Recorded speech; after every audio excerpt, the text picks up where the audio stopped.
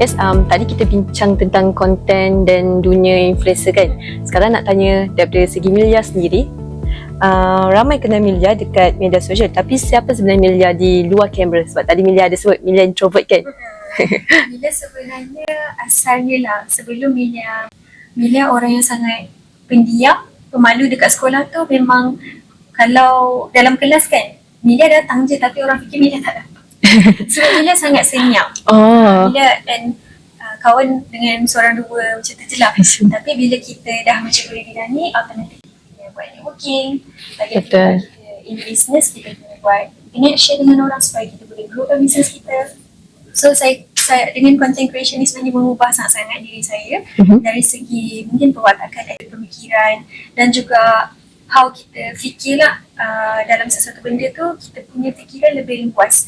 Dan juga untuk saya seorang yang pemalu. Satu lagi, saya suka keluar and spend time dengan kawan yang rapat dan juga family. Kiranya kalau kat luar tu saya fokus on saya punya bonding dengan family and also dengan kawan-kawan yang ada waktu saya susah. Ini bukan semua dah saya berkawan sangat. I see. Itulah dunia Emilia Kashina berbanding Emilia di media sosial. Kalau macam tu, Emilia, saya nak tanya, apakah macam susah tak kita nak asingkan kehidupan media sosial dengan kehidupan peribadi sendiri, ataupun is there any point that actually sebenarnya kehidupan media sosial adalah kehidupan peribadi kita juga? Ada orang praktikkan benda tu. Ada orang contoh dia bangun tidur, dia betul-betul record sebab dia nak buat vlog yang real punya.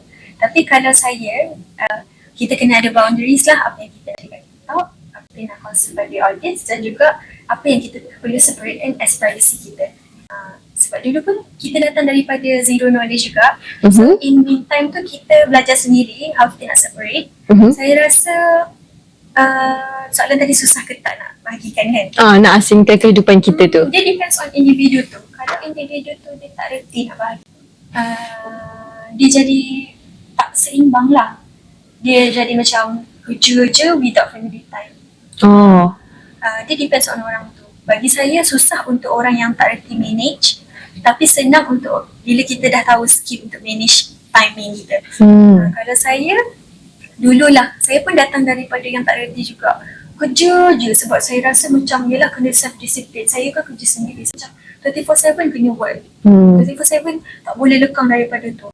Tapi cuba you bayangkan kita nak switch the situation ni. Contoh kalau you study kan, berbanding kita ada dua situasi. You study, you set timer 2 jam you study, ataupun you study tak tahu apa benda ni, berapa lama you nak. Yang mana you akan ada target, which is yang ada timer. Ada timer lah. So bila kita ada timer, kita tahu bila kita nak stop, bila kita nak teruskan. Bila kita macam contoh lagi 10 minit nak habis, topik ni tak habis lagi, kena rush. Macam juga saya cakap tu lah, bahagikan masa pasal pekerjaan. Saya setkan mungkin 7 jam kerja, 8-9 jam kerja, tu saya spend untuk benda lain.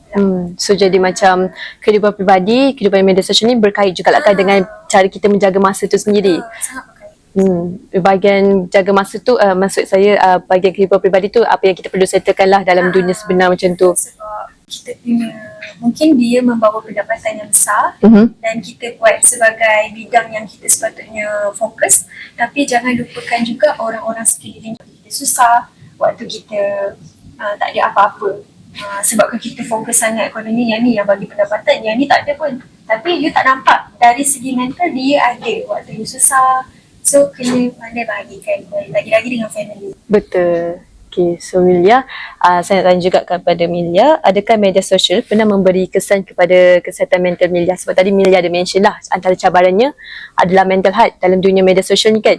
Sebab sekarang kan orang asyik dekat dalam threads lah, tengah trending, orang asyik share what's the lowest point of your life like that. Betul. Jadi boleh kami tanya, kalau Milya ada macam dekat media sosial ni, ada tak yang memberikan kesan kepada kesihatan mental Milya sendiri? Sebenarnya mendedahkan diri dalam media sosial ni memang merisikokan mental health sebenarnya. Sebab bila kita dedahkan tu society kan, kita akan menerima banyak pandangan, ada yang positif, ada yang negatif. Sebenarnya nak kata impact pada mental health, yes, dia definitely akan. Tapi depend on macam mana kita terima benda tu. Contoh orang tu cakap, kenapa pakai tudung macam tu?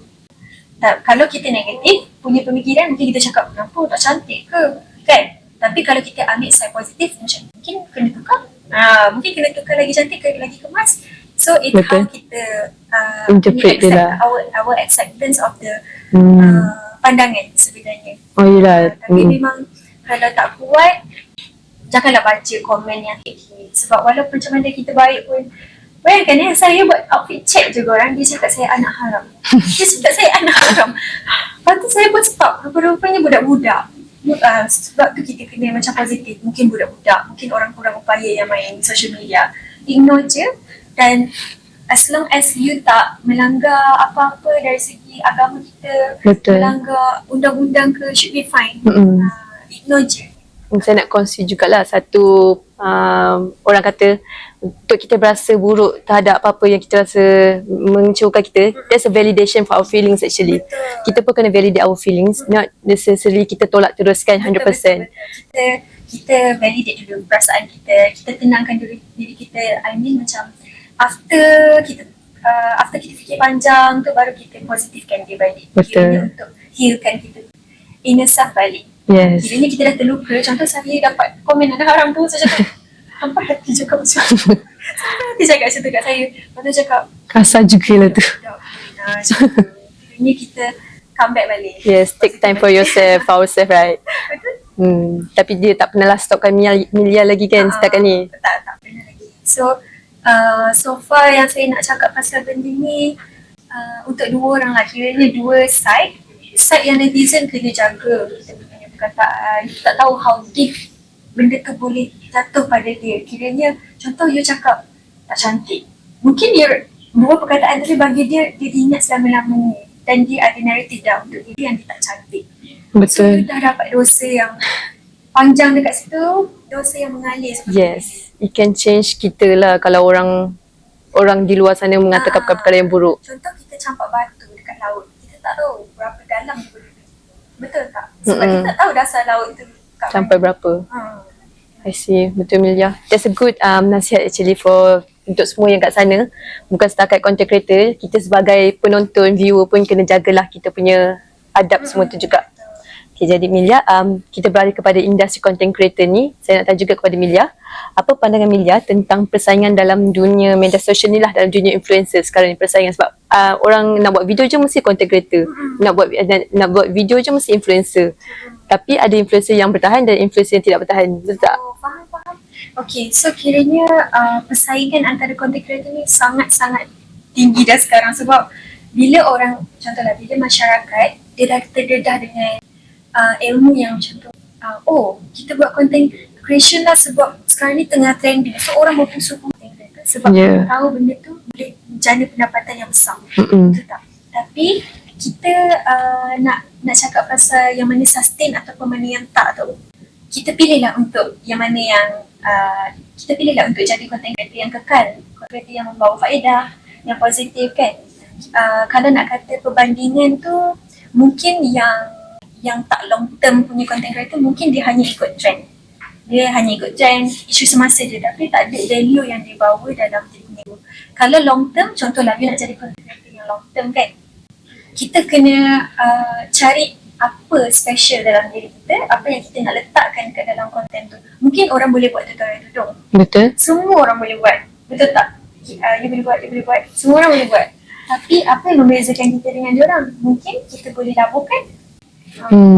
Tapi labur pun alhamdulillah masyarakat kita and Gen Z, millennial semua memang dah banyak yang jaga kan. Betul. Kita panggil as red ocean. Yang ni kita belajar in business juga. Red ocean dan juga blue ocean. Ocean? Tak pernah lagi. Okay. So red ocean ni contohlah dua-dua content creator tapi di dalam ruang yang berbeza. Kiranya content creator yang dekat blue ocean ni adalah persaingan dia sikit. Tapi tenang lah, tapi senang lah untuk dia. Tapi kalau red ocean ni, you berpusu-pusu dengan orang. So di dalam red ocean ni, macam mana you nak stand up daripada yang lain? So you kena cari apa speciality yang you nak bawa. Macam tu kalau someone tu, macam yang saya cakap dalam tudung Contoh nak buat tutorial tudung 1,000, 100,000 orang pun boleh buat. Betul. Tapi you kena improvise. Kena kreatif sebab kalau you nak cantas content creator lain agak susah, you kena banyak brainstorming. Jadi sebenarnya bukan benda yang senang lah untuk kita. Saya ada macam risau juga sebab tadi kalau dalam Red Ocean kita nak survive tu, ada some influencers yang dia memilih untuk membuat bad marketing. Sebab dia kata bad marketing is marketing also. But it's actually salah lah kalau pada kita punya agama sendiri, dia macam membawa dosa jugalah kepada kita kan. Sangat-sangat tak bagus lah kalau kita naikkan. Kita mungkin boleh naik, tapi naratif orang pandang kita sebagai, oh dia ni naik pasal ni, dia naik pasal ni. So kita tak nak benda tu berlaku pada kita. Kita naiklah secara sihat. Tapi mungkin kalau in negative way kita naik, mungkin cepat naik. Sebab Malaysian kan memang kaki tumpahkan tea. Okay, kan? So biasanya memang bad marketing memang cepat naik, tapi cepat juga berujung jatuh. Sebab orang akan kritik.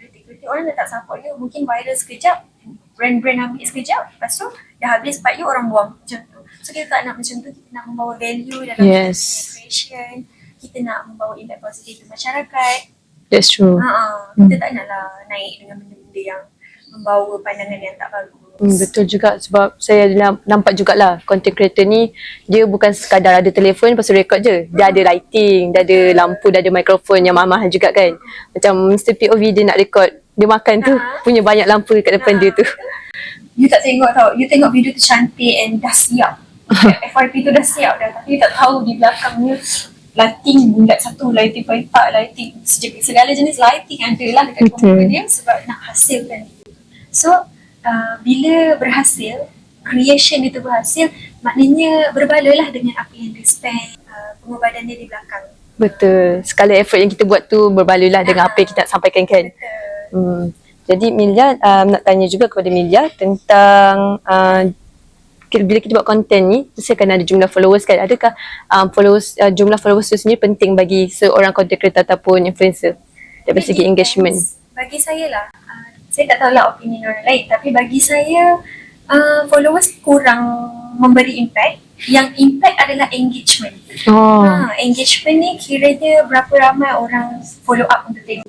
Contohlah, followers 1 juta tapi view dah 200 je sekarang. Mungkin peak time you dulu waktu PKP ke apa kan, tapi followers dia 1 juta ke 2 juta ke, nak dibandingkan dengan orang yang 100,000 followers ataupun 1,000 followers tapi dia punya engagement, dia punya view tu beratus ribu. So of course yang sekarang lebih relevan followers sikit ni. So followers memang tak memberi impact sangat. Fokuskan kepada naikkan kualiti engagement. Betul. Bila kualiti kita cantik, engagement akan automatically orang suka tengok. Betul. So pastikan video you, contohlah kalau nak buat lah konten kan, pastikan konten you berkualiti, cantik untuk ditengok, menarik, engaging, baru orang nak tengok. Bagi Milja sendiri, Milja ada cara ke untuk Milja naikkan engagement Milja? Kalau saya lah, saya dah kenal audience saya memang dalam 100%, 95% adalah perempuan. So saya tahu apa minat diorang sebenarnya. So saya tahu, contoh kalau saya tengok engagement saya dah down, saya akan cari cara untuk macam mana nak buat. Mungkin tutorial tudung akan membantu. So bila saya buat tutorial tudung, baru ramai. Lepas tu dia repair balik engagement saya. Betul. Engagement tinggi tu yang kita start nak buat video lain pula yang bolehkan diorang nak tengok juga. Bila engagement tu tinggi, dia punya interaction dekat komen tu banyak, kita boleh interact dengan setiap satu komen tu untuk konten lain. Betul. That's one of the best thing lah untuk content creator try ataupun influencer try kan. Okay Milja, we're almost there. Sikit lagi, apakah nasihat Milja kepada pelajar universiti yang ingin menjadi content creator lah, di samping mereka juga adalah seorang pelajar? Okay, kalau you student, contohlah student tapi berminat sangat nak buat content creation, just go for it. Mungkin you boleh, contoh you nak pergi kelas, alang-alang bersiap, boleh terus record video. Go for it. Jangan tinggalkan apa yang hakiki. Kiranya jangan buat content creation tu sampai mengabaikan apa yang wajib yang you tengah buat ni. Jangan sampai abaikan study sebab benda tu boleh buat duit kan. So yang ni you tak nampak dah, padahal you tak nampak study ni di long term punya game. Kalau yang tu mungkin di tengah trending, dia masih relevan sekarang, tapi kita tak tahu content creation ni sampai bila dia relevan. Betul. Macam saya kan, saya pun tak yakin yang saya boleh sustain selama-lamanya. Sebab tu saya decide untuk buat business.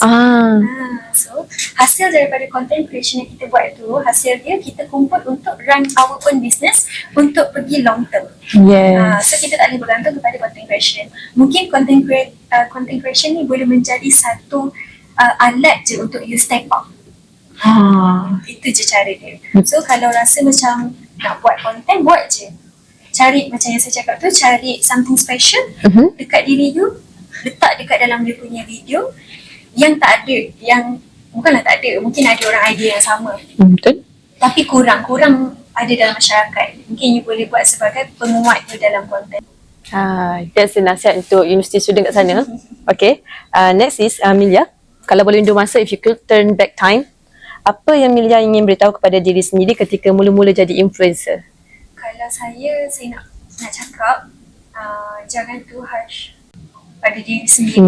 Sebab saya dulu push diri saya kiranya sampai saya sakit, sampai saya masuk ke hospital tanpa considering my health, sebabkan saya fikir orang sekeliling lebih dari sendiri. So saya dah belajar pasal itu yang saya dah pesan pada old self, jangan terlalu harsh to yourself. Don't be harsh. Self-space, happiness. Yes, prioritize yourself, prioritize your study, and then you can do whatever you want. Betul. Like untuk kita sendiri jugalah kan, benefits. Utamakan diri sendiri dulu. Sebab contohlah kita nak mencintai someone, tapi kita tak sayang diri kita. Macam mana kita nak sayangkan orang? Padahal kita pun tak tahu value diri kita macam mana. Betul tak? And also bila kita sayang diri kita, kita embrace kita punya flaws, orang lebih menghormati kita sebab dia nampak yang dia ni ada value.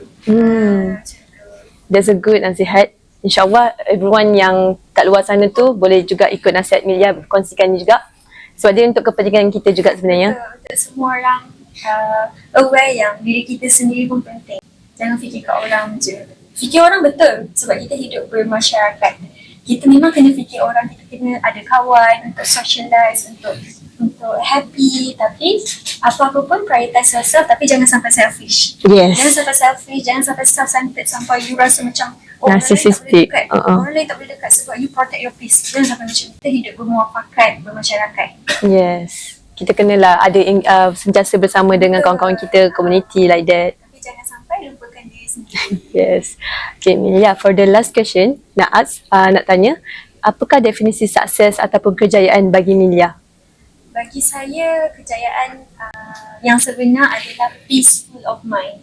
Kiranya itu je saya punya goals. Walaupun kita banyak duit ke, kita ada peluang pekerjaan yang besar ataupun kita ni anak orang kaya ke, tapi nak kata sukses tu bukan dari segi duit sahaja, tapi ketenangan minda, ketenangan hati, itu yang goals yang utama yang saya rasa sukses. I see. That's the definition of success for yourself lah. Bagi saya memang macam itulah sebab itu apa yang saya cari. Ikut kepada individu you punya target in life. Apa yang you nak capai dalam dunia ni. Takkan you nak buat konten je, betul tak? So dalam konten tu you nak menuju ke arah apa? Untuk dapat duit. Dia sebenarnya berkait dalam content creation. Kita nak jana pendapatan. Jana pendapatan untuk apa? Untuk peaceful of mind tu lah. Bila kita ada duit dan saving, kita kumpul saving banyak-banyak, kita dah tak perlu fikir sangat about future. Kita tak rasa serabut macam mana ni nak survive ni 50 tahun. Itulah cara dia peaceful of mind. I see. Okay Milia, thank you. Ada apa-apa lagi Milia nak kongsikan kepada penonton di luar sana ataupun kepada penonton yang sedang berada dengan kita juga sekarang? Saya rasa tak ada apa-apa dah. Rasanya dah cukup kan. Okay, that's all from kita punya speaker hari ni, Emilia Kashwina, beauty content creator yang mempunyai 200,000 lebih followers kan di TikTok. Alhamdulillah. Okay, I think that's all untuk kita punya podcast Taskas hari ni. That's all from us. Catch us on the latest episode dekat dalam YouTube College Kedaman Tun Ahmad Zaidi. Thank you.